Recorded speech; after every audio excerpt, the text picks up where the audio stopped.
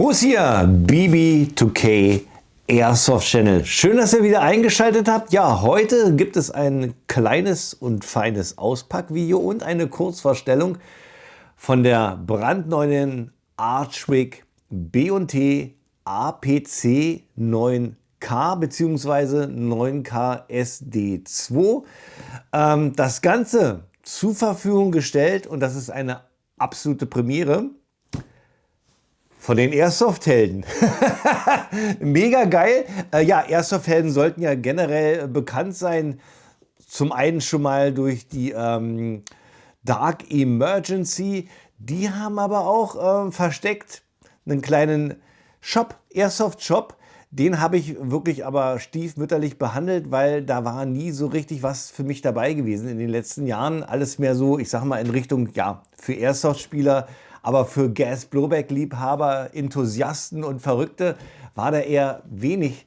Das hat sich jetzt geändert, denn der Tom von Toms Airsoft Channel sollte euch bekannt sein. Der ist jetzt bei den Airsoft-Helden und mischt so ein bisschen den Shop auf und bringt jetzt auch ein bisschen mehr GBB und auch Exoten in den Shop. Und eins hier, oder beziehungsweise zwei von den Exoten habe ich jetzt hier in den Karton. Und dafür schon mal herzlichen Dank.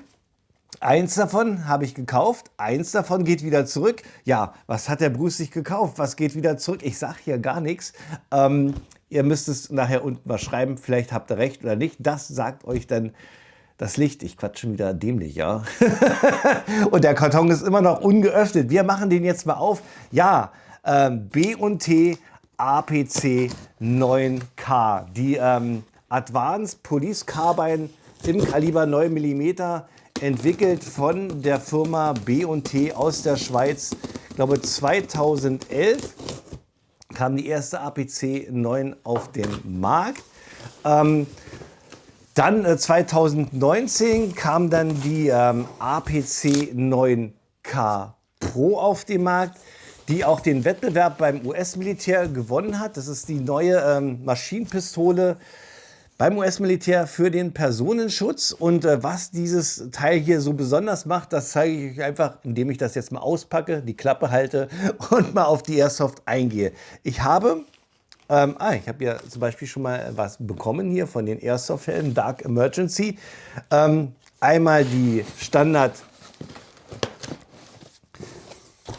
K-Variante und einmal die SD2. So sehen die Kartons aus. Ich lege das mal hier so zur Seite. Oh, habe ich noch was bekommen? Nee, das ist nur Schaumstoff. So.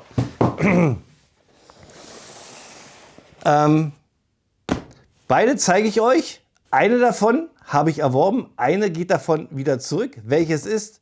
Schreibt es mal unten in die Kommentare. Wer mich kennt, wird sofort wissen, was ich mir bestellt habe. Ja, in Zusammenarbeit mit Brügger und Tomet und Archwig ist hier eine voll lizenzierte 1:1 Replika, Gas-Blowback betriebene Replika von der APC 9K bzw. SD2 entstanden. Ich packe jetzt mal mit euch zusammen diese beiden Kartons aus. Ich weiß noch nicht, was ich hier als erstes auspacke. Seid gespannt, ich bin es. Wir packen hier zuerst erstmal, ist immer noch offen. Hier könnt ihr schon mal sehen an der Anleitung die beiden Varianten. So, ich habe hier, es ist immer noch nicht offen. Doch, das ist jetzt hier die APC 9K.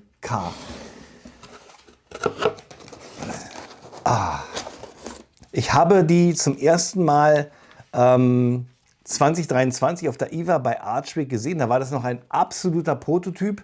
Dann 2024 war das fertige Produkt schon bei Airsoft Zone zu sehen und das hatte mir schon mächtig gefallen. Weil allein, wenn ich das hier schon rausnehme, das ist so richtig wie aus dem Vollen gefräst.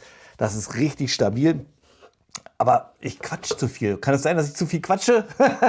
Wir packen jetzt weiter aus. Dann haben wir hier noch so eine Accessoire-Box. Nehme ich mal zur Seite. Da haben wir einmal einen Archwig-Aufkleber und dann einen B&T Air-Aufkleber. Das heißt, dass von B&T Air wahrscheinlich noch ein bisschen mehr kommt. Ich Bin mir auch sicher, dass diese APC sich durchsetzen wird, weil das ein absolut cooles Design, was absolut modernes ist. Und von der APC gibt es im Realty-Bereich auch unendliche Varianten. Da komme ich vielleicht im Laufe des Auspackens und Vorstellen noch dazu. Da gibt es auch 556 und 308. So, dann haben wir dazu noch einmal Visierung, die man hier auf die Rail anbringen kann. Dann haben wir hier, was haben wir denn hier? Ah, okay. Da haben wir nochmal Picatinny-Schienen. 1, 2 und die Beschraubungen. Da haben wir nämlich, kann ich euch gleich mal zeigen, hier an der Seite ein M-Lock-System. Ihr könnt halt, wenn ihr M-Lock habt, das nutzen oder halt, wenn ihr mehr auf Picatinny geht, könnt ihr das hier auch normal anschrauben. Dann natürlich das 30 Schuss Gasmagazin, richtig leicht, ja, Aluminiumbauweise. Ob die KWA-Magazine passen, ich denke mal eher wenig, aber das werde ich wahrscheinlich im Review dann ausprobieren. So, was haben wir noch? Dann haben wir hier noch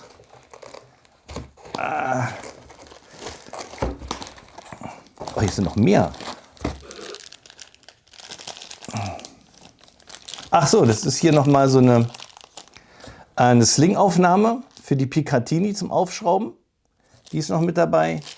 Und dazu auch passend noch mal eine Befestigungsschraube. Also eine ganze Menge Zubehör. Und dann haben wir hier dieses Tool. Das ist dazu da, den Outer Barrel zu entfernen. Erstmal muss ich mal diese Tüte hier entfernen. So. Auch schön aus Metall gefertigt, sehr, sehr hochwertig. So, und dann haben wir das Innenleben von der APC 9K. Ich lege mal das Magazin ein. So sieht es aus. Eine richtig schöne, kurze und kompakte Maschinenpistole. Und wenn man so schaut, sieht man eigentlich auf jeden Fall, was hier Pate stand, die Heckler & Koch MP5K. Auch hier der Schubschaft, der hier von der B&T, von dem Granatlauncher, ich glaube, das ist GL06 stammt. Das Ganze hat aber echt Ähnlichkeiten mit der MP5, nur dass wir jetzt hier alles auch beidseitig haben. Wir haben hier den Ladehebel auf der Seite, Magazinlöseknopf, Bolt Release und Feuerwahrhebel ist alles beidseitig gehalten. Wir haben hier einen 3-Warzen wie bei der MP5, dass wir hier auch die Schalldämpfer mit aufnehmen können. Und die Neuerung bei der Pro ist auch, dass wir jetzt hier die Möglichkeit haben, andere AR-15 Griffe anzubringen. Das war bei dem Vorgängermodell nicht. Da war das ganze untere Teil ein einständiges System. So, jetzt packe ich jetzt auch noch mal die andere Variante aus. Das wird jetzt die SD2 sein, die SD Square. Und das ist auch was absolut Besonderes, denn im Realty-Bereich ist es die kürzeste, modernste, kompakteste, schallgedämpfte Maschinenpistole der Welt. Und das hatte Brügger & Tom mit der US Army auch vorgestellt. Das Rennen hatte dann aber die normale 9K gemacht. Für mich ist die SD-Variante ein absolutes Augenschmankerl. So sieht sie aus. Ja. Da sehen wir im Vergleich auch schon, dass hier der Handschutz breiter ist als bei der normalen 9K. Das liegt daran, wenn ich jetzt hier einmal die Laufrichtung Kamera drehe, dass wir hier einen integrierten Schalldämpfer haben. SD2 heißt, er ist zweiteilig. Was ihr jetzt hier seht, ist die super kompakte Variante der schallgedämpften Variante, wo man, ich denke mal, mit Realty-Bereich im Subsonic-Munition hier auch schön ruhig schießen kann. Wer das noch ein bisschen mehr gedämpfter haben will, Archvic hat auch daran gedacht und hat auch noch den zweiten Teil voll den Schalldämpfer hier mit in den Lieferumfang gebracht. Und das finde ich absolut fantastisch. Wir schrauben das gleich nachher nochmal zusammen und der ist auch richtig schwer. Richtig schön massiv gemacht. Ihr seht natürlich hier innen drin gar nichts. Das Faszinierende, in diesen Schalldämpfer passen die Tracer von Ace-Tech rein. Das heißt, wenn ihr hier Tracer haben wollt, schiebt das einfach hier mit rein und dann könnt ihr aus eurer SD2 hier auch ein Nachtgame mit Tracer machen und das feiere ich auch total ab. So, dann gucken wir noch an, was hier noch weiter im Lieferumfang ist. Da haben wir natürlich auch wieder die 2 Aufkleber mit dabei. Zweimal die Klappvisierungen, Werkzeug, ein 30-Schuss-Magazin und auch hier haben wir wieder das Werkzeug zum Lösen des Outer Barrels. Ja. Ich lege das mal hier zur Seite. Mache jetzt hier auch mal das Magazin rein und dann gucken wir uns das mal etwas genauer an. Ja. So. Das Tolle ist, das können wir ja gleich mal machen bei der schallgedämpften Variante. Ich kann das jetzt hier abschrauben, also wenn das jetzt nicht zu los ist. Ja.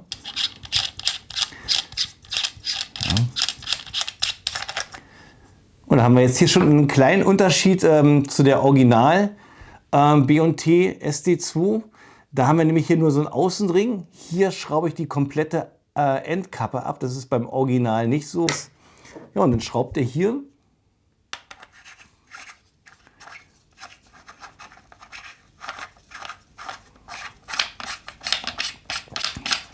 den zweiten Teil vom Schalldämpfer rauf. Macht hier noch die Endkappe rauf.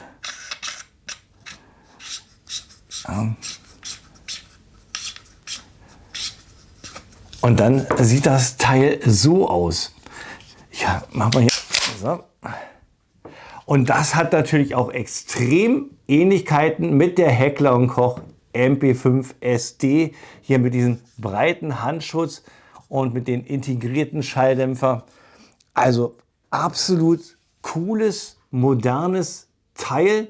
Und ich denke mal, ihr habt jetzt im Laufe der vergangenen Minuten schon festgestellt, welche Variante denn bei mir bleibt. Ja, ich kann es nicht verbergen. Ich hau es einfach mal raus. Ich habe mir die SD2-Variante bestellt, weil die ist einfach göttlich. Und ich kann einfach nicht verstehen, warum das US-Militär sich nicht für die hier entschieden hat. Weil das ist alles mit dabei. Eine kurze, kompakte, schon von Hause aus schallgedämpfte Maschinenpistole, die man noch erweitern kann. Also was will man mehr? Aber die Army hat sich hier für die Variante hier entschieden. So, dann machen wir mal ein bisschen Gas rein und dann gucken wir uns das an. Ich zeige euch das hier nochmal. Da haben wir hier den Magazinlöseknopf einmal auf der Seite und einmal auf der Seite. Drücken, dann könnt ihr das rausnehmen.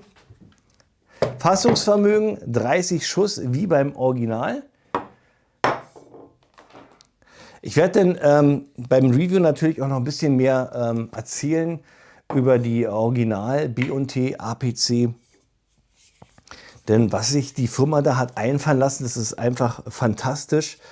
Denn ich hatte ja gesagt, diese Maschinenpistole ist nicht nur beidseitig zu bedienen, sondern hat auch noch so ein paar Schmankel. Zum Beispiel die ganze Trigger-Unit, die ganze Einheit ist einfach mal so vom AR-15 übernommen, was das Ganze auch noch einfacher und leichter zu produzieren und auch austauschbarer macht.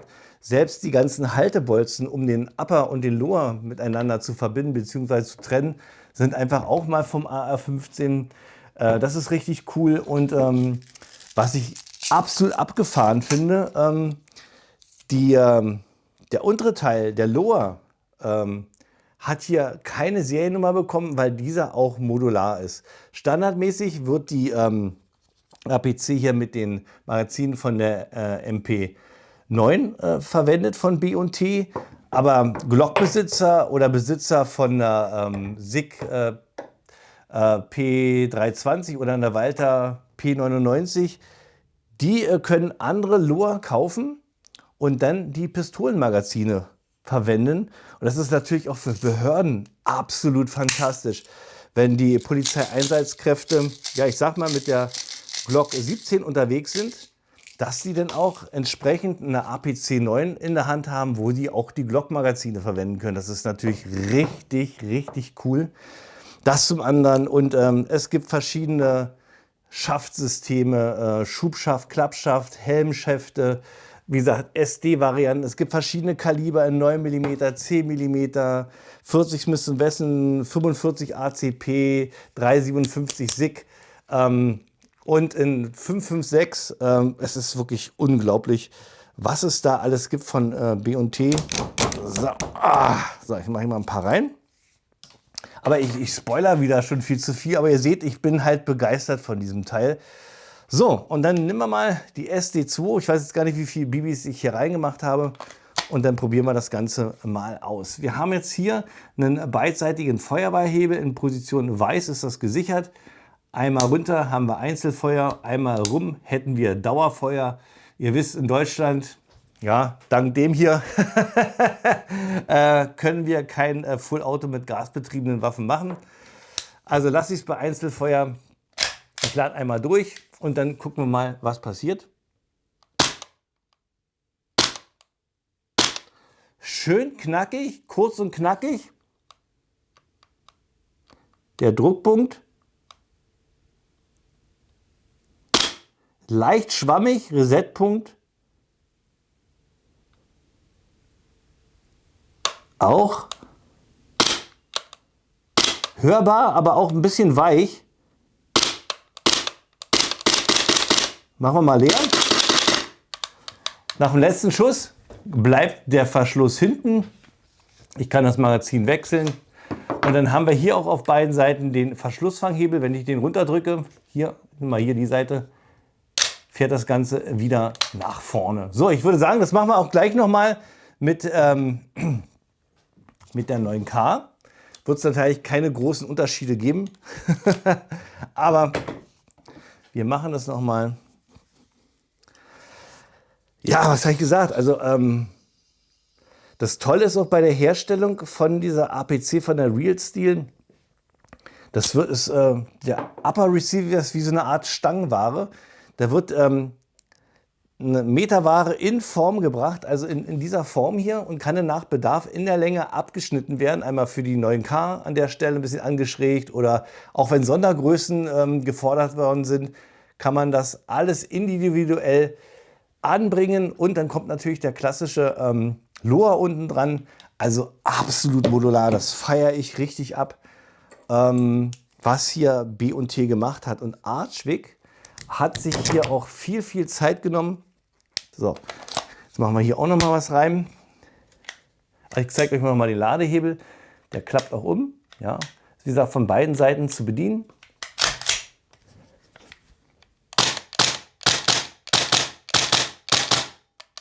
Gefühlt, muss ich sagen, ist hier die, kann das sein? Ist hier die 9K ein bisschen lauter. Warte mal, das machen wir noch mal. Warte mal ein bisschen Gas rein. Und dann machen wir noch mal den Vergleich. Das muss sein. So. Habe ich die Preise schon genannt? Ich glaube nicht. Die kurze kostet hier 548 € und die schallgedämpfte Variante 598 €. Ersatzmagazine kosten 60 €. Da gibt es zum einen einmal hier das 30-Schuss-Magazin. Und wer es kürzer haben will, gibt es auch ein 20-Schuss-Magazin. Das kostet dann aber auch 60 €. Also da gibt es keinerlei Unterschiede. So, dann wollen wir mal gucken. Jetzt machen wir noch mal einen Vergleich. Noch mal hier mit der hier.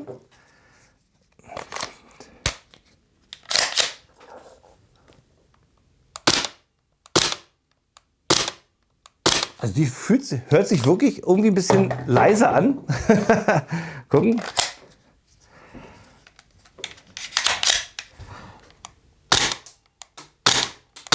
Ja, Tatsache, also die ist wirklich schallgedämpft, kann man so sagen, die ist hier lauter.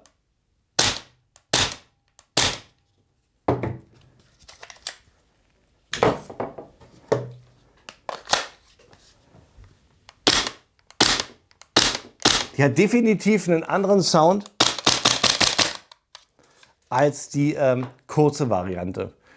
So, schauen wir uns, bevor wir die APC auseinandernehmen, nochmal die Markings an. Ich habe das jetzt mal sauber entfernt hier auf der rechten Seite vom Lower. Da haben wir hier schön tief ins Material eingeprägt B&T APC Swissmade. Auf der linken Seite haben wir am Upper eingelasert das Schweizer Kreuz, B&T-Logo Switzerland. Am Pistolengriff unten haben wir nochmal das B&T-Logo auf beiden Seiten. Am Verschluss haben wir die Kaliberangabe 9x19 mm, US für die Herstellung in der USA. 21 ist das Herstellerjahr 21 und dann haben wir hier eine fortlaufende Seriennummer. Darunter das F von TMH, das ist Airsoft Zone mit der PTB-Nummer und der Bezeichnung APC 9. Nehmen wir uns zunächst die SD2 und gehen mal mit den Magneten von vorne nach hinten durch. Schalldämpfer, Endkappe aus Aluminium, Schalldämpfer selber auch aus Aluminium. Der ganze Upper hier mit Rail, alles aus Aluminium, M-Lock Handguard aus Aluminium. Dann haben wir hier den Lower, der ist aus Polymer gefertigt. Auch hier der Fire Selector aus Polymer, Bolt Release aus Polymer. Hier der Magazinlöseknopf ist aus Aluminium gefertigt. Abzug ist aus Stahl. Magazin aus Aluminium. Dann hier der Schubschaft ist wieder aus Stahl. Der Entriegelungshebel wieder aus Aluminium. Gucken wir jetzt noch mal kurz bei der K vorbei. Da ändert sich ja nur im vorderen Bereich was. Das ist hier dieser 3-Warzen-Mündungsbremse. Die ist hier aus Stahl. Ansonsten natürlich alles identisch, auch wie bei der SD2. Dann nehmen wir schnell noch mal die SD2 auseinander und schauen uns auch noch mal die Internals an. Dazu nehme ich zunächst erstmal das Magazin raus. Ja.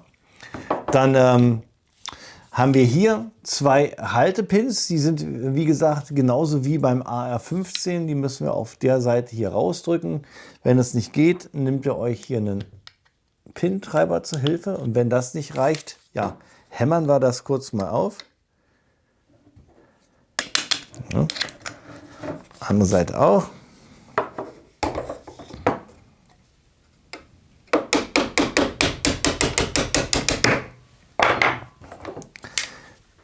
Die Stifte sind selbstsichernd, die fallen euch nicht ab und dann könnt ihr den Lower eigentlich entfernen und wir halten mal hier den Magneten rein.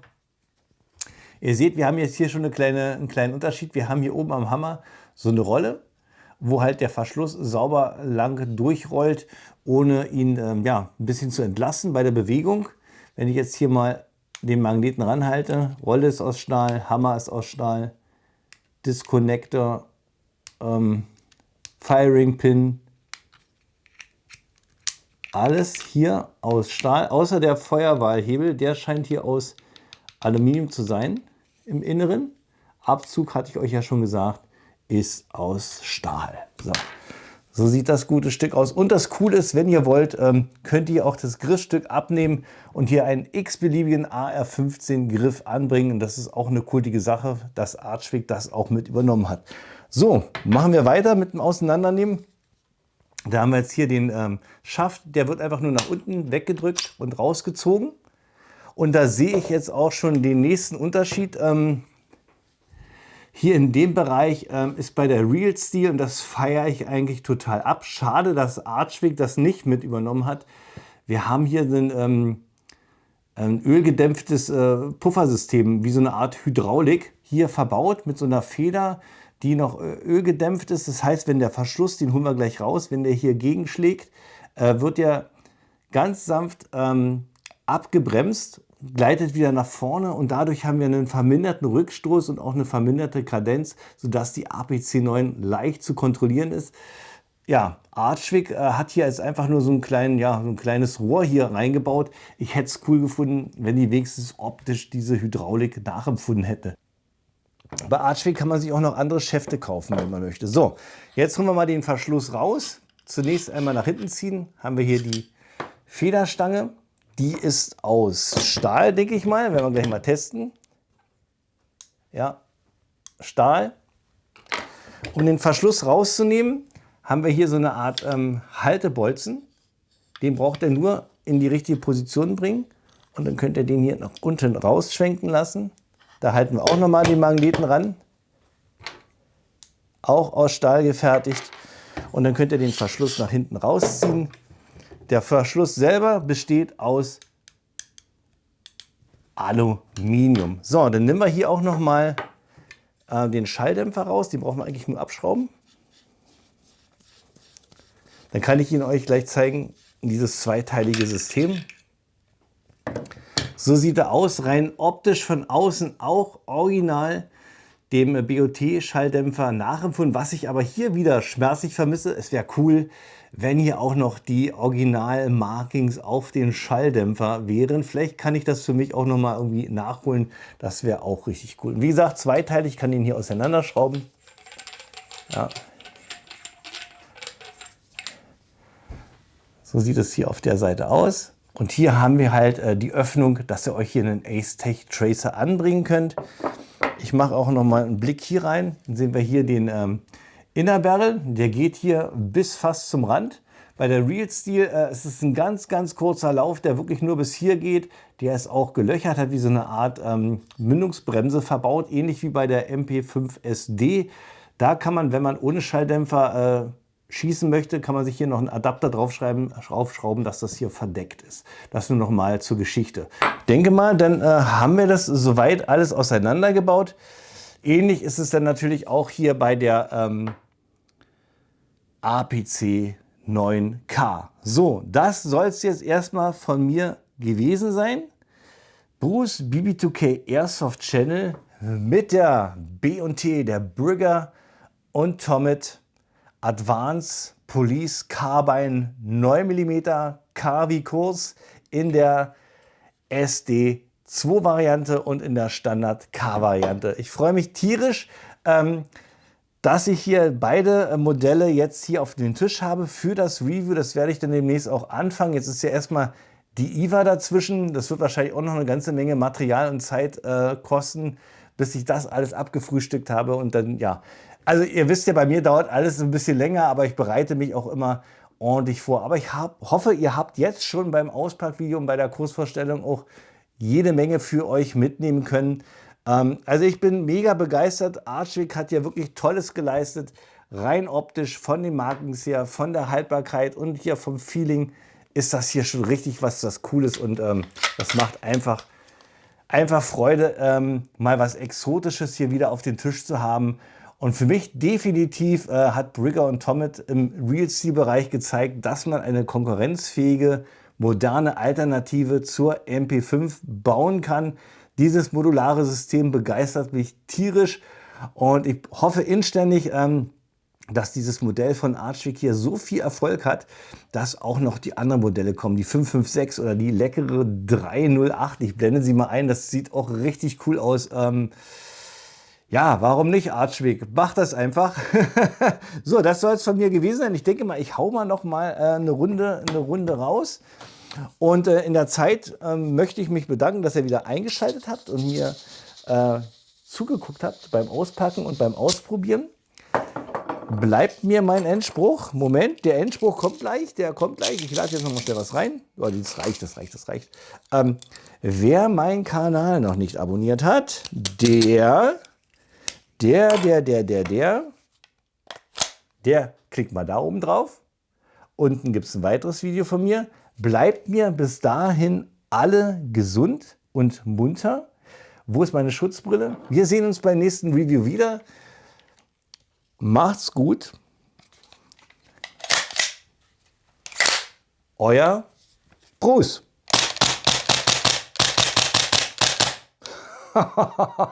Geil.